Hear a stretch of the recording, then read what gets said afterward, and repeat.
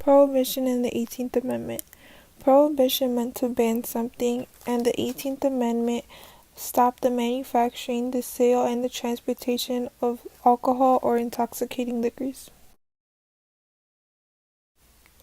The problems that people saw in society at the turn of the century were that there was a huge amount of crime and violence happening at the time, and they thought that alcohol had a lot to do with that, so they thought that prohibition would help with all this violence and crime.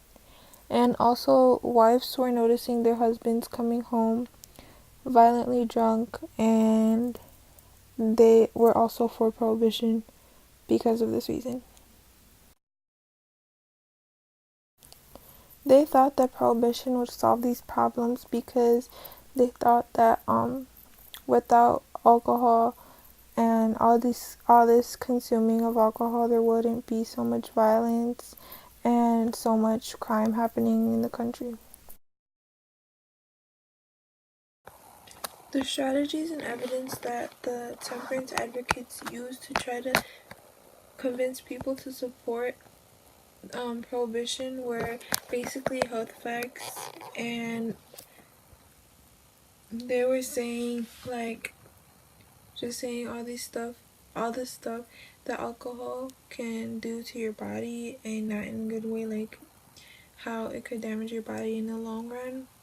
And I guess they thought that people would like actually care, but clearly nobody cared because it really didn't do anything. Maybe it did for some people, but not for all.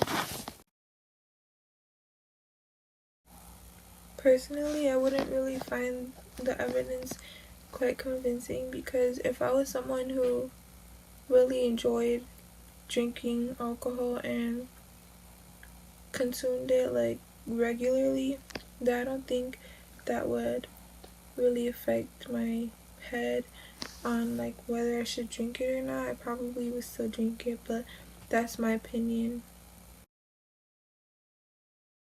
Maybe some people found it convincing because they cared about their health, and maybe some didn't because they had such a passionate taste for liquor.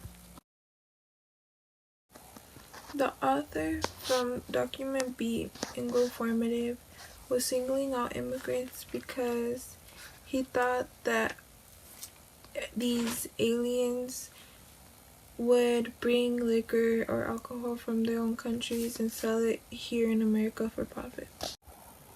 The author also referred to the alcohol that the immigrants had brought as poison.